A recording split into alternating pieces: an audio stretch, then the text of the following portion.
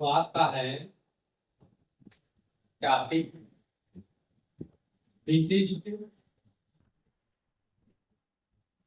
प्रतिरोध या प्रतिरोधकता।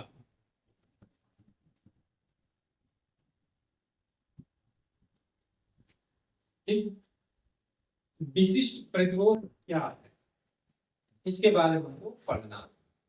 तो कल हम आपको बताए थे कि जो है चालक का जो है प्रतिरोध को प्रभावित करने वाले कारक, उसमें ये बताए थे किसी भी चालक का जो प्रतिरोध होता है वो उसकी लंबाई के अनुपाती होता है और उसके अनुप्रस्थ काट के क्षेत्रफल के व्युत्क्रमानुपाती होता है। आर प्रोपोर्शनल एल और आर प्रोपोर्शनल 1/a।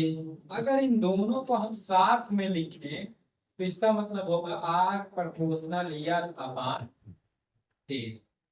ठीक, यहां से आर बराबर निकालेंगे तो वो एल अपान ए। यही रो क्या है? अंतर्मानुपाती नियतांक है, जहां रो क्या है? रो। ठीक है, अंतर्मानुपाती नियतांक, यहाँ तो अंतर्मानुपाती नियतांक है जिसे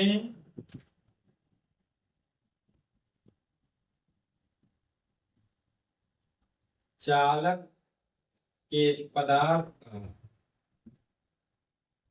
चालक के पदार्थ का विशिष्ट प्रतिरोध, विशिष्ट प्रतिरोध करते। तो किसी भी चालक का प्रतिरोध उसकी लंबाई के अंतर्मानुपाती और उसके अनुप्रस्थ काट के क्षेत्रफल के व्युत्क्रमानुपाती होता है, अर्थात R proportional L upon A. Proportional लगाते हैं तो आर बराबर रो एल अपान ए। ये रो क्या है? अंतर्मानुपाती नियतांक है जिसे हम लोग चालक के पदार्थ का विशिष्ट प्रतिरोध कहते हैं। प्रतिरोध या प्रतिरोधकता, विशिष्ट प्रतिरोध या प्रतिरोधकता कहते हैं। अब यहां से उसका मान निकालें तो उपरोक्त सूत्र से क्या होगा? रो बराबर R A upon L, R A अपान यल। अब यदि यल बराबर 1 मीटर तथा ए बराबर 1 मीटर स्क्वायर, तब ये एक हो जाए, ये एक हो जाए तो रो बराबर आपका आ जाएगा आर, रो बराबर आर। ठीक, तो यहां से आप परिभाषा देंगे कि अतः किसी पदार्थ का विशिष्ट प्रतिरोध अथवा प्रतिरोधकता उस पदार्थ से बने 1 मीटर लंबे और 1 मीटर स्क्वायर अनुप्रस्थ परिच्छेद क्षेत्रफल वाले तार के प्रतिरोध के बराबर होता है। ठीक है, क्या लिखेंगे? अतः किसी पदार्थ का विशिष्ट प्रतिरोध अथवा प्रतिरोधकता उस पदार्थ से बने 1 मीटर लंबे तथा 1 मीटर स्क्वायर अनुप्रस्थ परिच्छेद क्षेत्रफल वाले तार के प्रतिरोध के बराबर होता है। आर प्रतिरोध है ना। अब इसका रो का मात्रा क्या होगा? मतलब विशिष्ट प्रतिरोध का मात्रा, विशिष्ट प्रतिरोध का मात्रा क्या होगा? देखिए, रो बराबर आपका सूत्र है आर ए अपान यल। अब इसका मात्रक जब निकालना है, आर का मात्रक हो गया वो और ये इसका मात्रक हो जाएगा मीटर स्क्वायर, और इसके बटे इसका मात्रक मीटर। ये मीटर से एक धात कट जाएगी तो बचेगा क्या? ओम मीटर। इसका एसआई मात्रक क्या हो गया? ओम मीटर। ठीक है, क्या मात्रक हो गया? ओम मीटर। विशिष्ट प्रतिरोध का मात्रक क्या हो गया? ओम मीटर। हाई स्कूल में ये डिफिनेशन और यही पढ़ना है।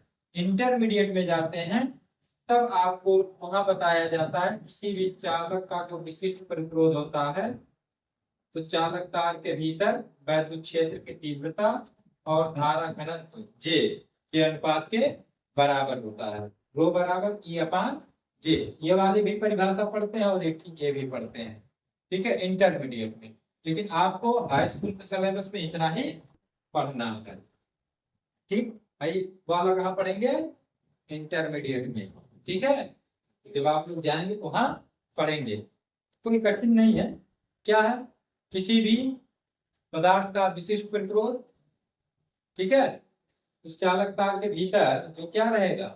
वैद्युत क्षेत्र की तीव्रता और धारा घनत्व जे के अनुपात के बराबर होता है। और विशिष्ट प्रतिरोध क्या है? पदार्थ का लाक्षणिक गुण है। क्या है? लाक्षणिक गुण है, पदार्थ के लिए सेम होगा।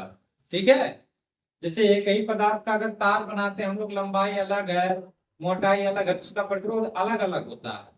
लेकिन किसी भी पदार्थ का जो विशिष्ट प्रतिरोध रहेगा वो सेम रहेगा। ठीक है, तो क्या है देखिए एक बार फिर से बताते हैं इसको। किसी चालक तार का प्रतिरोध उसकी लंबाई के अनुक्रमानुपाती तथा अनुप्रस्थ काट के क्षेत्रफल के व्युत्क्रमानुपाती होता है। अर्थात आर प्रोपोर्शनल एल अपान ए। ये प्रोपोर्शनल चिन्ह हटाते तो आर बराबर रो एल अपान ए। यहाँ कोष्टक में लिख दें ताकि भूले नहीं आप। ठीक है, ये रो है।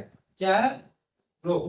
जहां रो अनुक्रमानुपाती नियतांक है जिसे हम लोग चालक के पदार्थ का विशिष्ट प्रतिरोध कहते हैं। अब उपरोक्त सूत्र से हम लोग निकालते हैं तो रो बराबर आर ए अपान एल, पक्षांतर कर लिया गया। ठीक, यदि एल बराबर 1 मीटर तथा ए बराबर 1 मीटर स्क्वायर, तब रो बराबर आर, यानी विशिष्ट प्रतिरोध बराबर प्रतिरोध आ गया, यही ना।